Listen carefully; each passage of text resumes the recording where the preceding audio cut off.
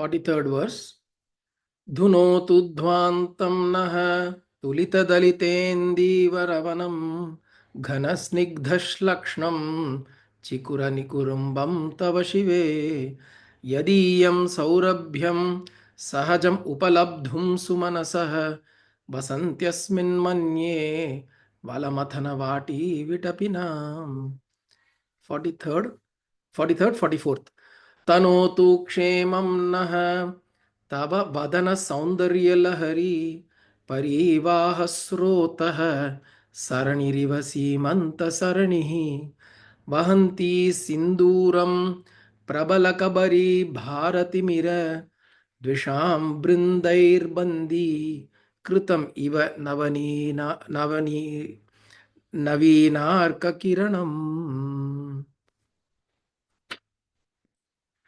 So we're picking up 43 and 44 together because both speaking about the hair of Devi. It's talking about how dark it is, how beautiful it is, how fragrant it is, how wonderful it is, and it drives away ignorance. This is a summary. The summary of these two verses is that how it drives away ignorance. Devi's hair. So, and this we've seen also in other works that Devi's hair is always shown as something that is so dark. Once one is able to recognize that or understand that, ignorance goes away. So before going to the word meaning, let us just understand how does ignorance go away? How is ignorance and hair connected?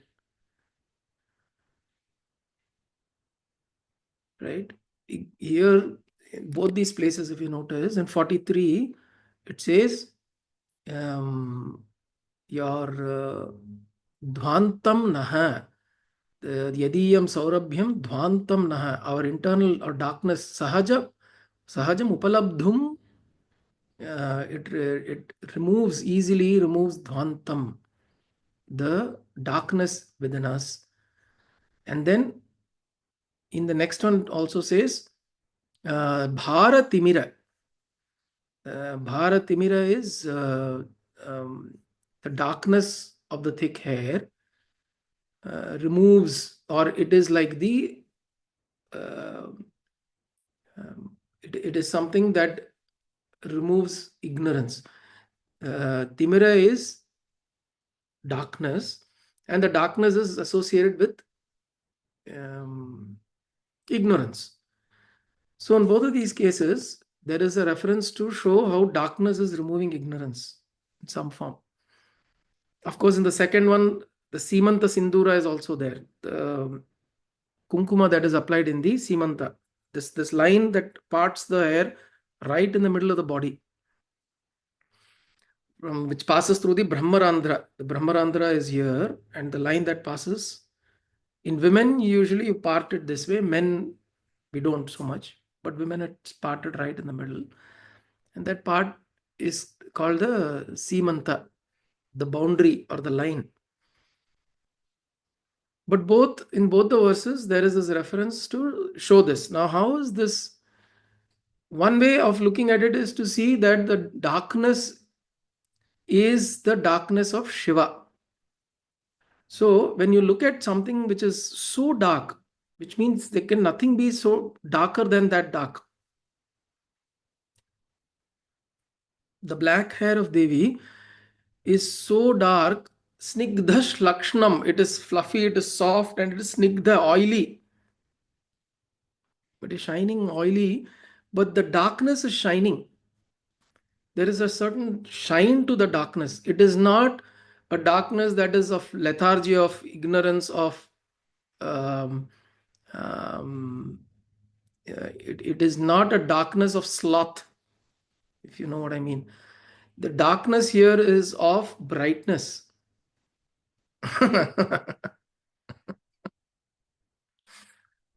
This is called an oxymoron. So there is oxymoron, two opposite meaning words come in the same sentence. It's almost near each other. So there is this, there is a brightness. It is, that is why it says she's, that hair is referred to as snigdha. Snigdha is oily, and shlakshnam, soft and gentle and tender. Now, when you're experiencing this kind of darkness, where even light cannot escape, it is so, it's complete darkness.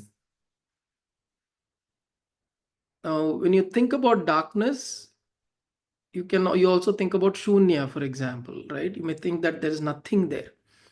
Nothing can come out of it, black hole. There is absolutely nothing that can escape it. The shunya, and that darkness is so dense that because there is nothing else there, that is the only thing that exists. It is a way of looking at it. When something, so how does experience occur to us? Experience occurs in a way where there are two things. There is one thing and there is something else that is experiencing that one thing. There is an experiencer and then there is an experienced object of experience. There are two things. But in darkness, in complete darkness, there is no thing, there is nothing. When you say nothing, there is no thing there. And when somebody touches that no thing, ignorance goes away. Which means you have understood that at the end of it, it is nothing.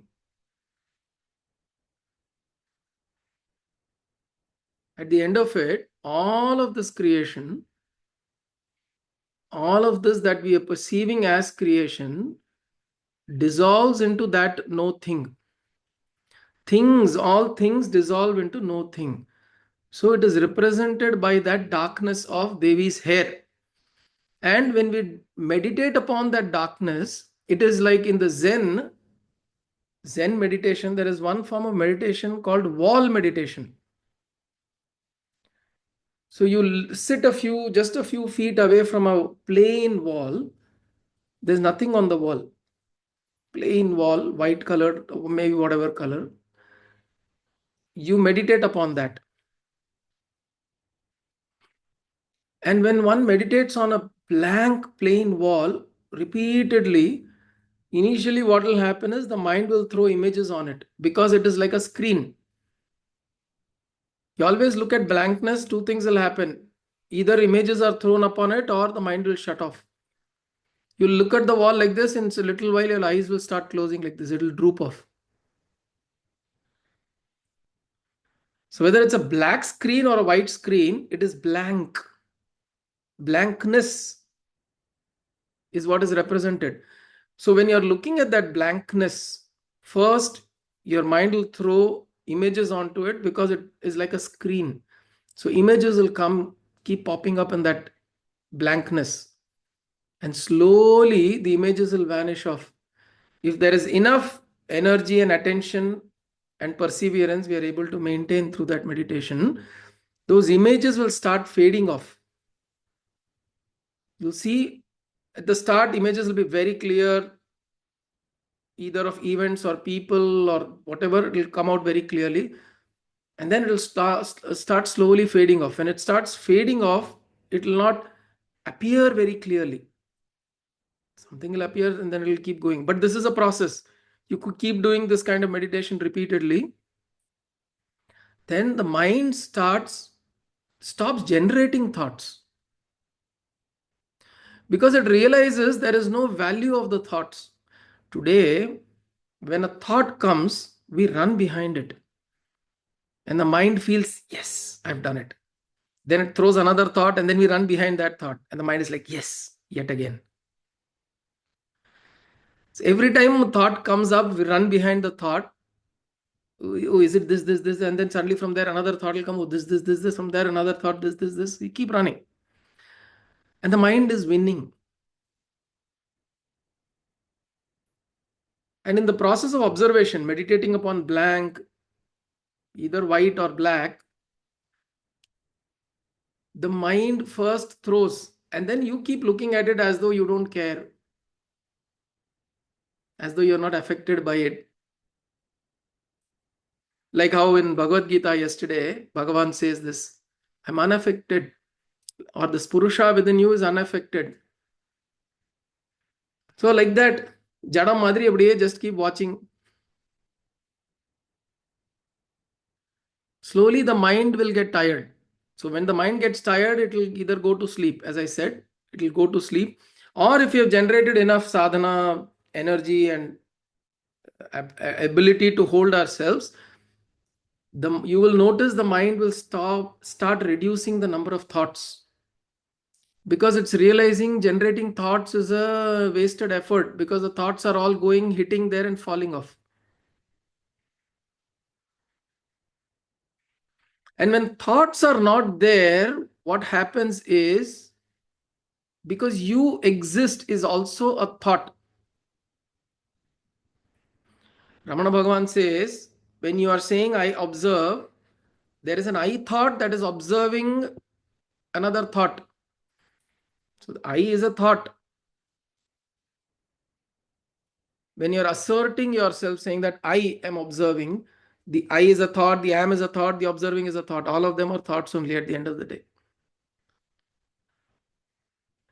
So when there is this blankness or darkness, when you're looking at it, thoughts dissolve. When thoughts dissolve, because the impure thoughts are impure. Like Jiddu Krishnamurti says, there are no sacred thoughts. All thoughts are impure.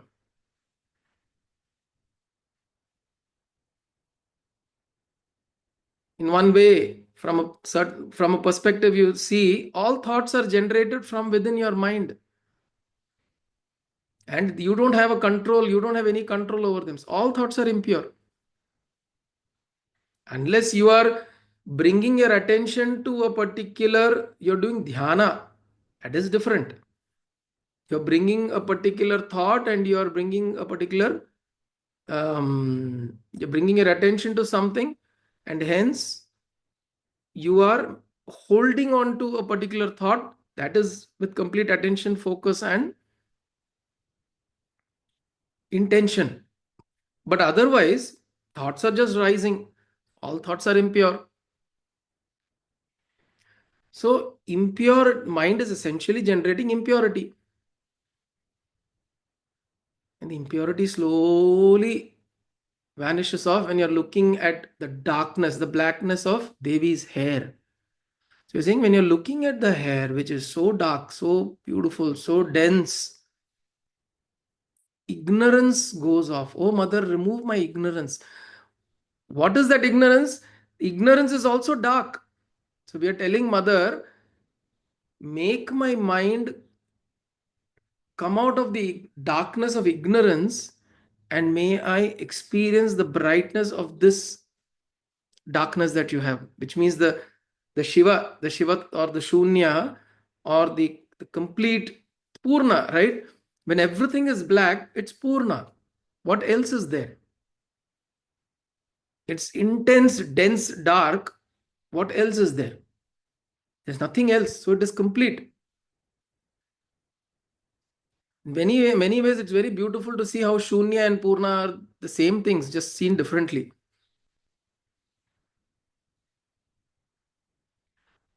What do you say? What is Purna when there is nothing other than that? And when you're saying there is only black, there's only this, that doesn't exist then. So in these two verses, Bhagavan Adi Shankara is trying to say we meditate upon that darkness, not darkness, that blackness. Rephrasing, the blackness.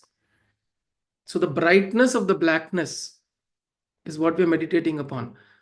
Or rather, when you meditate upon that blackness, complete blackness, brightness or light reveals itself. The light is not of this daylight or tube light or tungsten light or torch light. This is not that light. This is the light of understanding. And light of understanding is not colored. It is not black or white. The light of understanding is not black color or white color. In blackness also you can have the light of understanding. In whiteness also you can have the light of understanding. So earlier when I said the brightness of darkness, it is just to a little play with words, but replace that with blackness. Blackness is what we are looking at when we are looking at Devi's hair, and we are saying it's so dense and so black that there is nothing else. It's purna, it is complete. There's nothing else that needs to be coming out of this. There is nothing that is rising out from here, or everything is dissolving into it. So he says, Dhunotu Dhvantam Naha Tulita Daitendi Varavanam Ghanasnigdhas Lakshnam Chikura Nikurambam Tava Shive. So, oh, remove Yadiyam. So he removed Dhvantam Naha, Dhunotu Dhvantam Naha, remove the darkness, O mother. Tulita Dalita Indi Varavanam. So the Indi Varavanam it is like as though the blue lotuses of the or Tulita Dalita Indi Varavanam it's similar to the blossomed blue lotus. Indi Varavanam, the blue lotus forest, it is similar to that. Your hair is so dense, it is like a dense blue flowered lotus forest. And Tava Chikuramba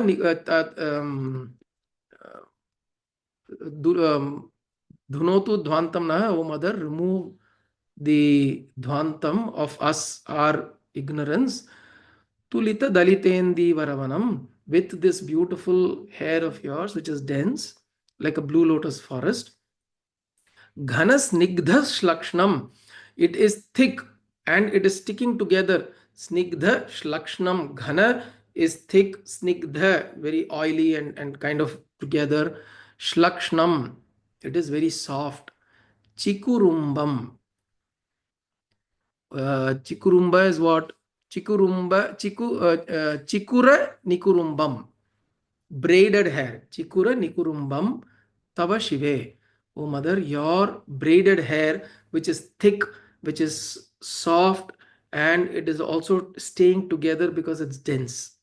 Yadiyam Saurabhyam Sahajam Upalabdhum Sumanasaha Vasantyasmin Manye Valamatha Vati Vitapinam.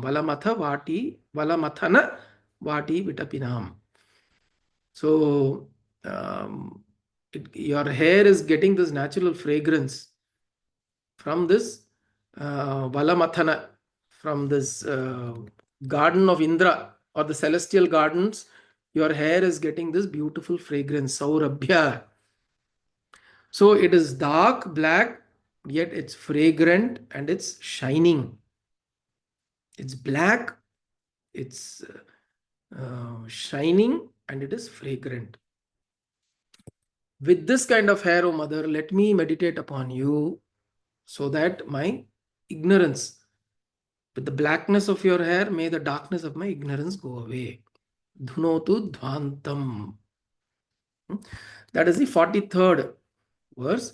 44th verse, he goes to talk about Devi's Simanta Saranihi. Simanta Saranihi is the Simanta line that we spoke about, line that goes in the parting of the hair. Excuse me. There to Tanotu Kshemam Naha. So Tanotu Kshemam Naha means grant us auspiciousness. Kshemam Naha Tanotu, give us, grant us Kshemam Naha. Tava Vadana Saundarya Lahari. This beautiful Vadana from your face. The Saundarya Lahari that is flowing. Tava Vadana Saundarya Lahari. How is it flowing? Parivaha Srotaha Saranihi Iva. Parivaha is a stream that is flowing Srota Saranihi. Srotaha means it is a stream of water. So this word very close to stotra, which is why we did this mistake of reading it as stotra. It is not stotra, it is srota. Srota is a stream. As though like a stream, beautiful, how beautiful water is flowing through a stream. Beauty is flowing from your face, O mother. Saundarya Lahari. Vadana Saundarya Lahari. Tava Vadana Saundarya Lahari. From your beautiful face, beauty is oozing out. Because of what? Because of this Simanta Sarani. And in that Simanta, Vahanti Sinduram, there is the Sindura, that is Kunkumam, that is there. It's smeared with Kunkuma, that Simantam. Prabala Kabari Bharatimira. Bharatimira. So may it remove the, it is like the thick hair of like a group of enemies, it says. And may it remove the darkness again. May it remove darkness. Dvisham Brindair Bandi, as though the um, see, the analogy here he is giving, Adi Shankara is giving, is as though the enemies are imprisoned. So Kattipota Madri, as though they've been tied, your enemies are tied in that place. All your enemies are brought together and tied in one place. And when that happens, just this density, right? So all negativity is all brought in one place, and through this parting line of yours, it releases what it releases. He explains, Kritam iva, bandi kritam iva, as though they brought together, all the enemies have been brought together. Navinarka kiranam. Navinarka kiranam is rays of sun at dawn. So it is as though all enemies are brought together. So this is another way of looking at the dense hair are all negative, all the enemies that are there, and the Simantam is like a brilliant ray of sunlight that is passing through the enemy camp. So you got enemies on either sides, and then Devi's beautiful ray of light, Surya Velicham, is like going through that enemy camp and either burning everything off or brightening all of it, or whatever it essentially is, creating a path of light amongst it. It's a way of saying it's a silver lining in the cloud. They use this term, right? We use this term. Silver lining in the cloud means there is a dense cloud and you see a silver lining, and that lining is it gives you a ray of hope, a ray of light, understanding, all of that. So it's essentially that is represented through Devi's Simanta and the Sindura that is applied in the Simanta. The Sindura that is there is like that beautiful ray of light. Right? So two things came out in 43 and 44. One is about Devi's hair. Just that how beautiful and black and dense and thick and soft and tender and flowing it is. At the same time, so you meditate upon that. And at the same time, you also, oh, now this reminds me, Ramya Kapardini. Mahishasura Mardini shloka comes as Ramya Kapardini, right? This is Ramya Kapardini, the one with beautiful dark hair. He Mahishasura Mardini Ramya Kapardini Shaila Sute. Kapardi means dark hair. Kapardini is the one with dark hair. Ramya Kapardini, beautiful dark hair. So when you look at the dark clouds, when you look at something like that, this is the visualization that one needs to bring to their minds. Ramya Kapardini Shaila Sute. So here, that blackness of the hair is brought. So it is also, okay, for somebody who's meditating, darkness can cause fear.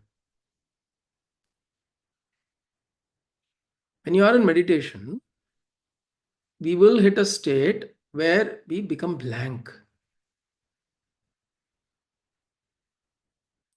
We become blank. And then we wonder, suppose all thoughts have subsided, in some form, all the thoughts have subsided during your meditation. And if you've done meditation enough, you will resonate with what I'm saying. You'll come to a place saying, okay, now thoughts have subsided, and I've hit a place where, what after this? After this, what next? The question will rise in the minds. After this, what? And when you don't have an answer, saying that there is nothing after this, you have to just keep observing. Because after this, what is also a thought. We just keep looking at that thought again, and it goes recursively there. You hit a wall, you hit a blankness. Nuchur Swami says, he explains this. He says, all of us will hit that blankness. But he says, don't give up. Continue to peer through the blackness, that blankness. Continue to hold and persist through that blankness. And he says, at one point, it will open into a light which is within you. This blankness is nothing but the Anandamaya Kosha. Anandamaya Kosha, which is the fifth avarana, or in the Pancha Kosha, the fifth Kosha, innermost Kosha, it is still a Kosha, it is still a veil, it is still a sheath. Although it is called Anandamaya, it is not the Atma. It is Anandamaya because there is no disturbance, there is nothing there. Same thing as your Sushupti Avastha. There is blankness there, but there is this blankness of ignorance. So visualize this Devi's hair. We are looking. So now when that blankness comes, what he's saying is, don't fear it. Think about Devi's hair and think about the Simanta Sindura on Devi's forehead. The light of understanding will cut through that blankness and will come through as light. This is what he's explaining. When we continue to peer through that blankness, and that light comes through, it will come through that, like the Sindura of the Simanta, the bright dawn. This is what he's explaining. So the whole metaphorical representation of what happens to a sadhaka in meditation is this.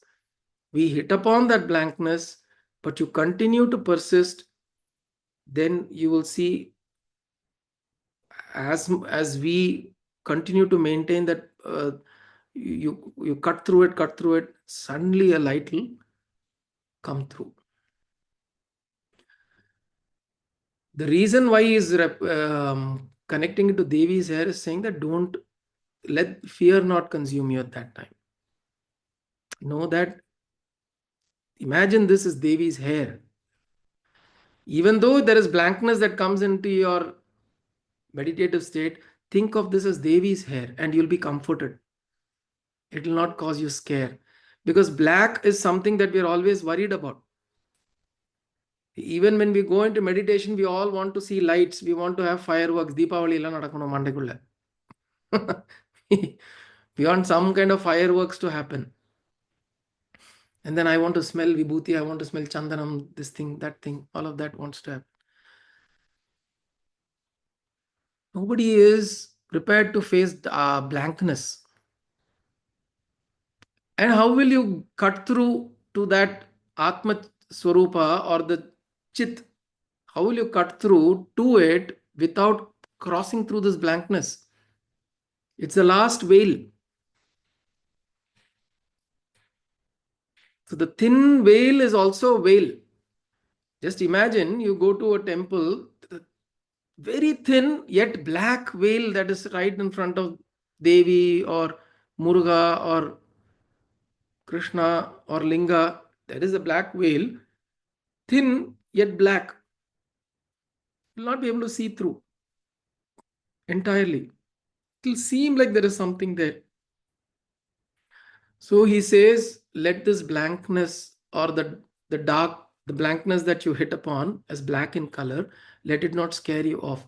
Think about Devi's hair and think that through, like how Devi's um, uh, the hair parts in the Simanta, and how the light, the sun's ray comes through like a dense enemy camp. Light of understanding will peer through it and come through that.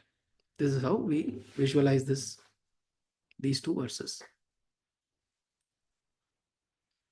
Hmm?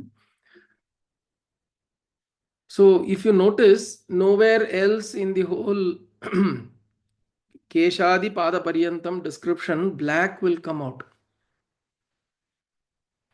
The eye is black also. When you explain the black of the eyes, it is said as though there is something swimming in the water of the black and things like that, because you've got the pupil and something is, it's not entirely, the blackness is in a white. When you look at your eyes, if the eyes have to be described, that blackness is not, it's not shown as that this kind of dense blackness, right? Because you still have the background of this, the eyeball. It's like as though the fish is swimming in the lake. That's how it is usually described. Devi's eyes are described as a fish swimming in the lake, and all that. This is the only place where black, dense black is described, which is Devi's hair. Right? So 43 and 44 is about perceiving Devi's hair in that form, and also bringing to our mind whenever we hit upon that state in our meditation, let it comfort us. Let us think about, not to worry, it is Devi's hair. And then Saurabhya, let the fragrance also flow. Let Devi's fragrance of Devi's hair consume us, and let us feel that we are protected. And also, we'll close now. A child also recognizes the mother largely by the body odor of the mother. An infant, a baby, even when the child is not able to uh, perceive so clearly with the eyes, ears, and the other sense organs, its sense of smell is pretty strong. So the hair smell, the body smell, the odor, the child is able to recognize that. And it finds comfort in that when that odor is there. The child finds comfort. So in the same way, we find comfort. Say that even though we hit a blankness in my meditation, mother is there, mother's hair is there, she's taking care. And I will eventually cut through it and get to the light. Hmm? So those are the two verses. 43. धुनोतु ध्वान्तं नः तुलितदलितेन्दीवरवनं घनस्निग्धश्लक्ष्णं चिकुरनिकुरुम्बं तव शिवे यदीयं सौरभ्यं सहजमुपलब्धुं सुमनसः वसन्त्यस्मिन्मन्ये वलमथनवाटी विटपिना तनोतु क्षेमं नः तव वदन सौन्दर्यलहरी परिवाह स्रोतः सरणिरिव सीमन्त सरणिः वहन्ती सिन्दूरं प्रबलकबरी भारतिमिर द्विषां बृन्दैर्बन्दी कृतमिव नवीनार्ककिरणम् ॐ कायेन वाचा मनसेन्द्रियैर्वा बुद्ध्यात्मना वा प्रकृते स्वभावात् करोमि यद्यत् सकलं परस्मै नारायणायेति समर्पयामि सदाशिवायेति समर्पयामि जगदम्बिकेति समर्पयामि सद्गुरुनाथायेति समर्पयामि हरि ओं तत्सद्गुरुभ्यो नमः